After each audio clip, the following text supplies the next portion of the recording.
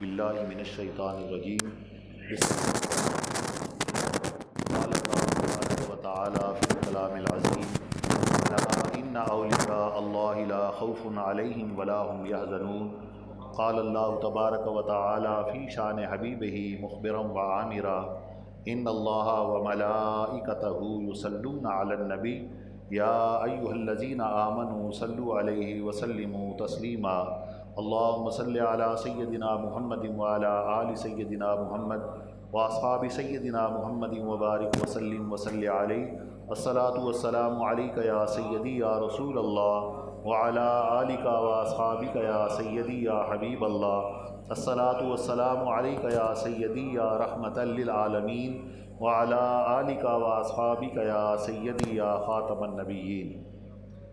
حمد و صلوات کے بعد میرے نہایت ہی واجب الاحترام بزرگوں اور ساتھیوں، آج بحمدہ تعالیٰ ماہانہ 11ویں شب کی محفل پاک ہے۔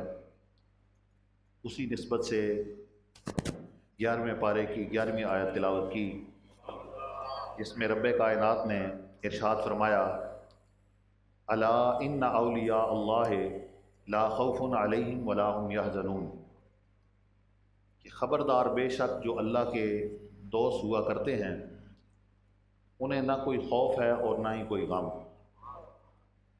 اگرچہ اس آیت مقدسہ کا مفہوم بظاہر بڑا سادہ سا ہے، لیکن اس کے اندر اللہ رب العزت نے اپنے محبوب بندوں کی بہت بڑی عظمت اور شان بیان فرمائی۔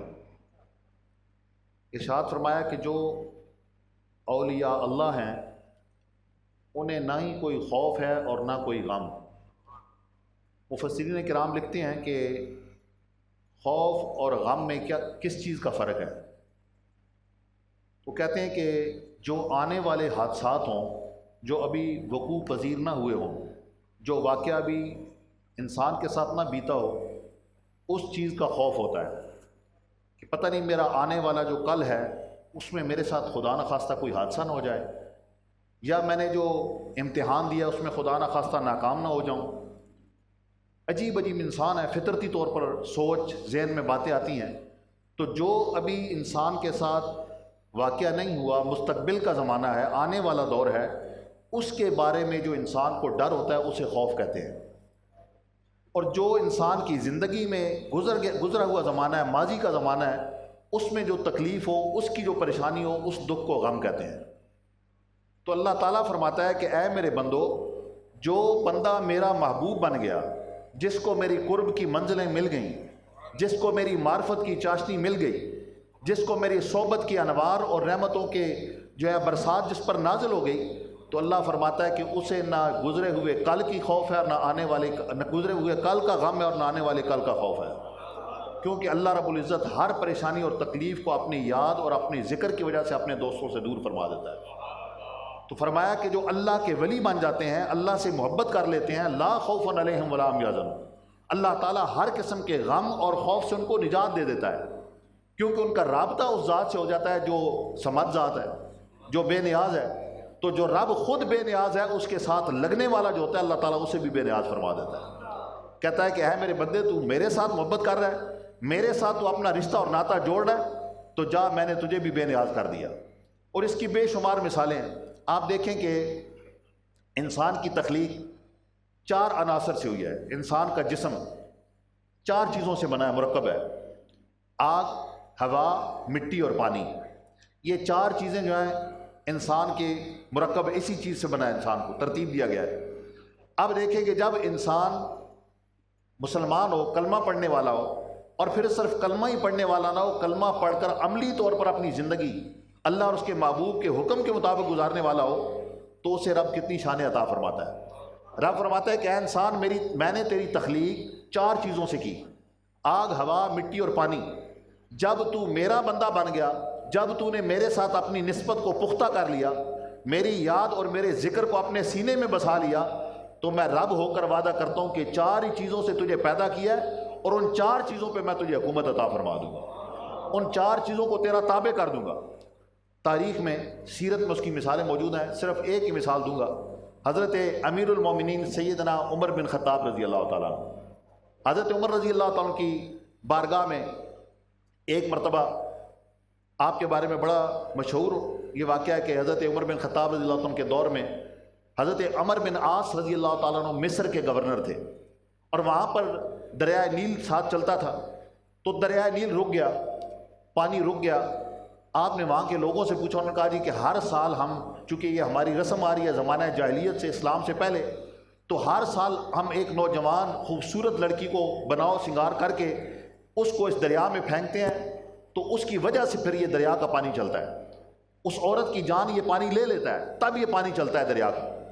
اب حضرت عمر بن عاص بڑے جلیل القدر صحابی تھے، انہوں نے کہا بھائی یہ تو حضرت عمر فاروق کا دور ہے، میں ان سے پوچھ لوں۔ آپ نے قاصد بھیجا حضرت عمر بن خطاب رضی اللہ عنہ کی بارگاہ میں، اور انہوں نے جا کر پوچھا کہ یا حضرت یہ معاملہ ہے، تو آپ ارشاد فرمائیں کہ آپ نے کہا اچھا، آپ نے کسی خادم کو حکم دیا کہ جاؤ بھائی کوئی باہر سے نا ٹھیکری اٹھا کر لاؤ مٹی کی، وہ کوئی ٹوٹے ہوئے گھڑے کی یا پیالے کی ٹھیکری اٹھا کر لائے، اس پر حضرت عمر بن خطاب نے دریا کے نام خط لکھا، فرمایا کہ اے دریائے نیل، اگر میرے رب کے حکم سے چلنا ہے تو چل پڑ، اور اگر نہیں چلنا تو پھر یاد رکھ کہ عمر بن خطاب اللہ کی بارگاہ میں ایسی بد دعا کرے گا تیرے لیے کہ تو قیامت تک بند ہو جائے گا، تو خشک ہو جائے گا۔ اور پھر دیکھیں کہ مزے کی بات یہ ہے کہ جس کو آپ نے وہ رکا دیا، اس صحابی کو فرمایا کہ جو ہی یہ دریا میں رکھے نا تو فوراً پیچھے ہٹ جانا۔ اس نے کہا جی اس کی وجہ کیا ہے؟ وہ تو خشک ہے۔ فرمایا خشک تو ہے، عمر بن خطاب کا حکم بعد میں پڑے گا، دریا میں پانی پہلے سے پیچھے آنا شروع ہو جائے گا۔ اور ایسے ہی ہوا کہ جب وہ شخص گیا، وہ صحابی گیا، اس نے کہا کہ میں نے جا کر رکھا، جو ہی فوراً میں نے گھوڑے کو موڑا تو پیچھے سے پانی آ گیا۔ تو انسان کو پانی سے تخلیق کیا ہے، لیکن جو انسان اپنے مالک کے ساتھ محبت کر لیتا ہے، اللہ تعالیٰ پانی کو اس کے قدموں میں لا کے کھڑا کر دیتا ہے۔ اسی طریقے سے کہتے ہیں کہ حضرت عمر بن خطاب رضی اللہ عنہ کے زمانے میں، آپ کے دور میں آپ کی امارت تھی، آپ امیر المومنین تھے، تو کہتے ہیں کہ مدینہ منورہ میں ایک دفعہ پہاڑوں کی طرف سے نا آگ، بڑی تیزی سے آگ نکلی، اور اس کی شعائیں، اس کے شعلے آگ کے مدینہ منورہ شہر کی طرف بڑھنے لگے۔ تو ایک صحابی رسول دوڑتے ہوئے آئے اور کہنے لگے کہ اے حضرت عمر بن خطاب، وہ سامنے دیکھو کہ جو پہاڑ ہے وہاں سے آگ نکلی ہے، اور وہ بڑی تیزی کے ساتھ اس طرف آ رہی ہے، مدینہ کی طرف۔ تو حضرت عمر بن خطاب نے بڑی تسلی کے ساتھ، سکون کے ساتھ اپنی چادر جو لی ہوئی تھی نا، اوڑھی ہوئی تھی، وہ اتاری، اور اس شخص کو فرمایا کہ جا اس چادر کو آگے کر، اس کو آگ کے سامنے کر۔ اب انسان آگ سے بنا ہوا ہے، حضرت عمر بن خطاب نے حکم دیا، وہ شخص جو ہی گیا اور اس نے جا کر جو ہی آگ کے سامنے وہ چادر کی، تو وہ آگ جو ہے پیچھے دوڑنا شروع ہو گئی۔ جس رفتار سے وہ آگے آ رہی تھی، وہ واپس پیچھے پہاڑ کی طرف دوڑنا شروع ہو گئی، اور اس آگ سے اللہ تعالیٰ نے مدینے والوں کو محفوظ کر دیا۔ تو اللہ تعالیٰ فرماتا ہے کہ اے میرے بندے، تو میرے ساتھ محبت کا رشتہ استوار تو کر، میری بارگاہ میں آ تو صحیح، میرا محبوب بن تو صحیح، میرے قرب میں آ تو صحیح۔ اللہ تعالیٰ فرماتا ہے کہ پھر دیکھ میں کس طرح کرم نوازی کرتا ہوں۔ اب انسان مٹی سے بنا ہوا ہے۔ حضرت عمر بن خطاب کے دور میں کہتے ہیں کہ مدینہ منورہ میں زلزلہ آیا، اور بڑی شدت کے ساتھ زلزلہ آیا۔ حضرت عمر بن خطاب رضی اللہ عنہ کا یہ معمول تھا کہ آپ ہر وقت اپنے ہاتھ میں کوڑا رکھتے تھے، جہاں پر بھی کوئی دیکھا غیر شرعی کام ہو رہا ہے یا اللہ اور اس کے رسول کے مخالف کوئی بندہ کام کر رہا ہے، تو فوراً آپ اس کو درہ مار دیں، فوراً اسی وقت آپ شرعی حد اس پہ لاگو کرتے، سزا دیتے۔ اب آپ مدینہ منورہ کی گلی میں حضرت عمر بن خطاب چل رہے ہیں، اور دیکھا کہ اچانک زلزلہ آ گیا، تو حضرت عمر بن خطاب نے وہ کوڑا جو نا زمین پہ مارا، زمین کو کوڑا مارا، اور مار کے فرمایا کہ اے زمین تو کیوں لرز رہی ہے؟ یہ زلزلہ کیوں آ رہا ہے؟ تو کیوں کپ کپا رہی ہے؟ کیا تیرے اوپر عمر بن خطاب نے انصاف نہیں قائم کیا؟ عدل و انصاف نہیں میں نے قائم کیا؟ تاریخ گواہ ہے کہ اس دن سے لے کر باقی پوری دنیا میں کائنات میں زلزلے آتے ہیں، آتے رہیں گے، لیکن اس دن سے لے کر قیامت تک مدینہ منورہ میں زلزلہ نہیں آئے گا۔ حضرت عمر بن خطاب نے زمین کو مارا اور فرمایا کہ اے زمین تو کیوں کپ کپا رہی ہے؟ کیا تیرے اوپر عمر بن خطاب نے عدل و انصاف کو قائم نہیں کیا؟ تو یہ وہ لوگ ہیں کہ جن کی تعریف اللہ تعالیٰ اپنے قرآن میں فرما رہا ہے، فرمایا کہ لا خوف علیہم ولا هم یحزنون، کہ جن کی میرے ساتھ نسبت ہو گئی انہیں نہ خوف ہے اور نہ کوئی ڈر ہے۔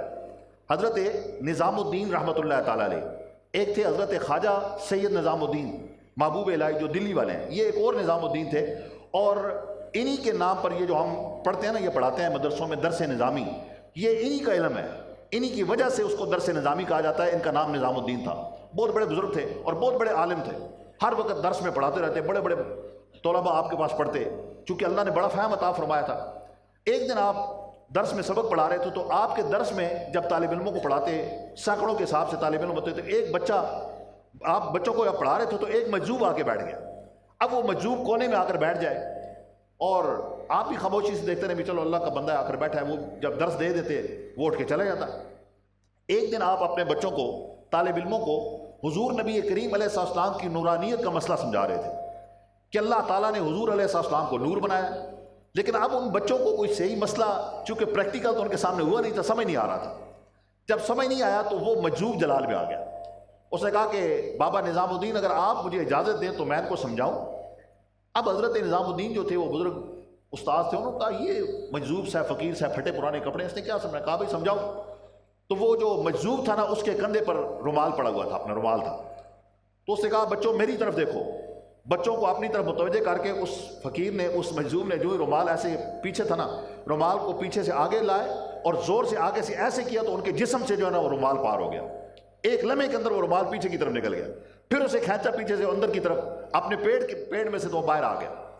اب وہ طالب علم بڑے حیران ہوئے، وہ جو بابا نظام الدین تھے جو استاد تھے وہ بھی بڑے حیران ہو گئے، یہ تو میں نے ایسے ہی سمجھا تھا، یہ تو بڑا پہنچا ہوا اللہ کا نیک بندہ ہے۔ اب انہوں نے بچوں کو وہیں چھوڑا اور اس فقیر کے پیچھے چل پڑے، مجذوب جنگل میں، اور حضرت نظام الدین بھی اس کے پیچھے پیچھے وہاں پر جا کر بیٹھ گئے مجذوب کے پاس کہ بھئی یہ تو بڑا معرفت والا ہے اور بڑے اس کی رسائی ہے اللہ تعالیٰ کی ذات تک۔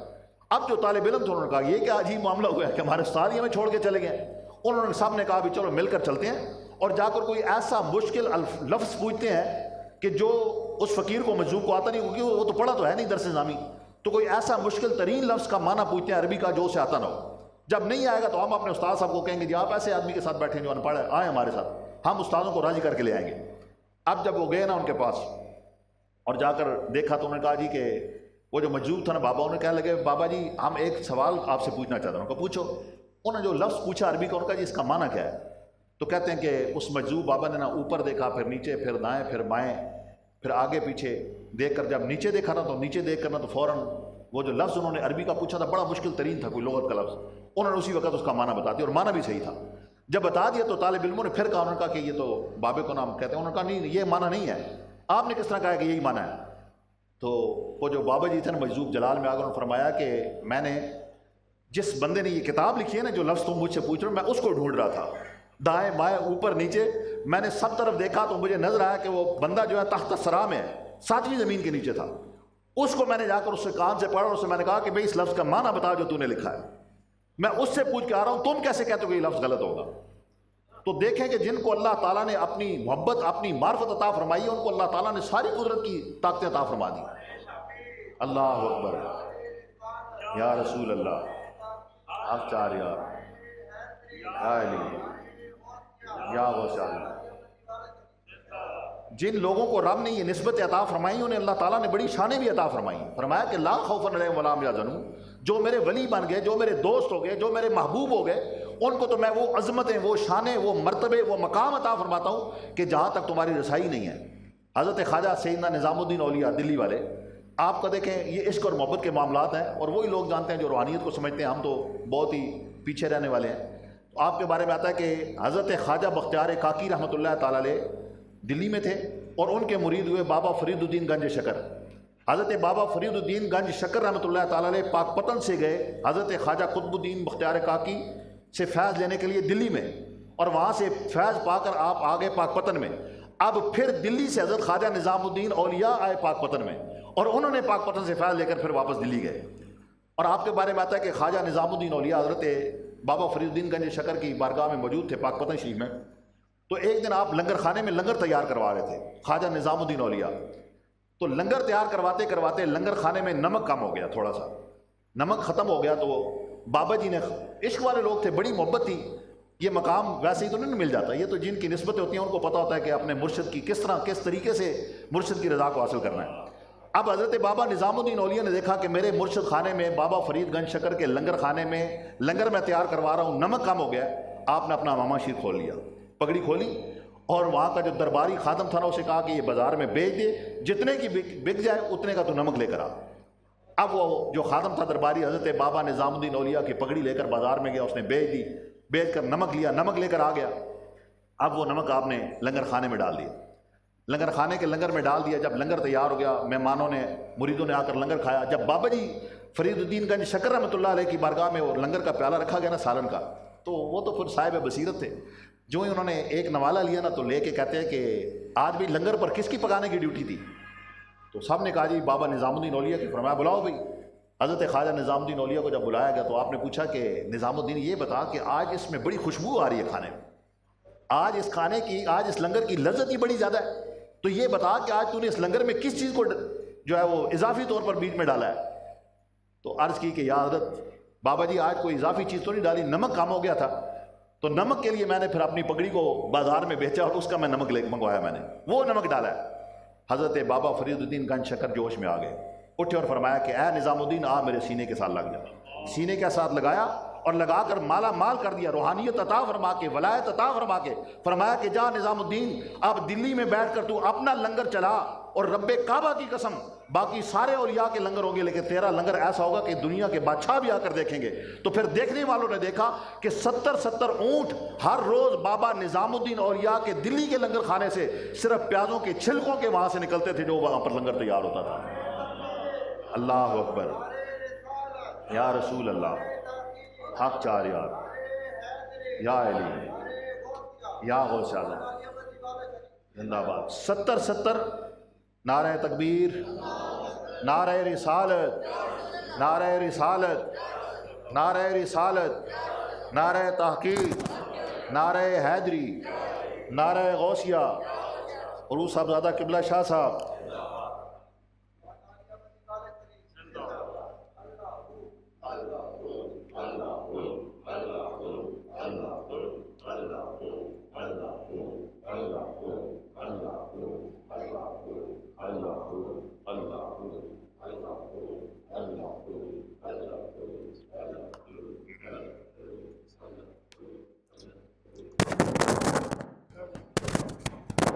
تو میں عرض کر رہا تھا کہ جن کو رب کائنات عظمتیں اور شانیں عطا فرماتے ہیں ان لوگوں کو اللہ تعالیٰ کتنا بلند مقام عطا فرماتے ہیں۔ حضرت مولا علی شیر خدا رضی اللہ عنہ سے کسی نے پوچھا، یہودی نے سوال کیا، اس نے کہا کہ اے حضرت علی یہ بتائیں کہ آپ سے جب بھی جو بھی اور جب بھی کوئی سوال پوچھا جائے آپ فوراً اس کا جواب دے دیتے ہیں بغیر سوچے سمجھے، اور جواب بھی صحیح ہوتا ہے، تو آپ سوچنے کی دیر، تھوڑی دیر کے لیے بھی آپ جو ہے وہ رکتے نہیں، سوچتے نہیں اور فوراً جواب دے دیتے ہیں، اس کی کیا وجہ ہے؟ تو حضرت مولا علی، آگے سے حضرت مولا علی تھے، آپ نے فرمایا کہ مجھے یہ بتا اے یہودی، اے سائل، کہ تیرے ہاتھ کی انگلیاں کتنی ہیں؟ اس نے فوراً کہا جی 5۔ آپ نے فرمایا تو نے کوئی گنی ہے؟ تو نے تو فوراً جواب دے دیا 5۔ اس نے کہا جی یا حضرت ہر وقت ہاتھ میرے سامنے ہوتا ہے، ہاتھ کی انگلیاں میرے سامنے ہیں، تو مجھے پتہ ہے کہ میرے ہاتھ کی 5 ہی انگلیاں ہیں۔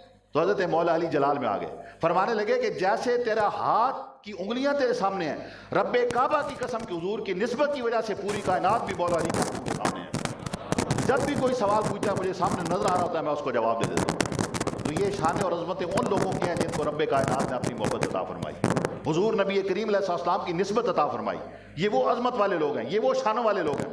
حضرت ابو علی قلندر رحمۃ اللہ تعالیٰ علیہ پانی پتی، آپ کا اصل نام شرف الدین ہے اور آپ کو ابو علی قلندر کے لقب سے یاد کیا جاتا ہے، بہت بڑے بزرگ تھے اپنے وقت کے۔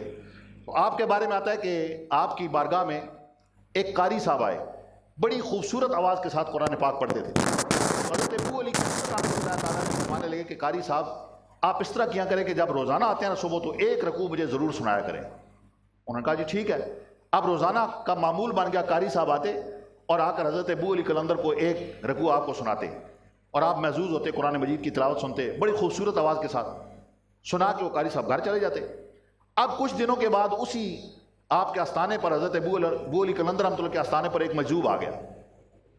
اس نے آ کر وہاں پر ڈیرا لگا لیا۔ اس نے دیکھا کہ حضرت ابو علی قلندر رحمۃ اللہ علیہ اس قاری سے تلاوت سنتے ہیں، تو آپ نے اس قاری کو بلایا، مجذوب نے۔ وہ مجذوب بابا کہنے لگا کہ اس طرح کرو کہ ایک رکوع بابا جی کو سناتے ہو، حضرت ابو علی قلندر کو ایک رکوع مجھے بھی سنایا کرو۔ اب وہ ایک رکوع وہاں پر سناتے، بابا جی کو سنا کر پھر آ جاتے اس مجذوب کے پاس، اس مجذوب بابے کو سنا دیتے۔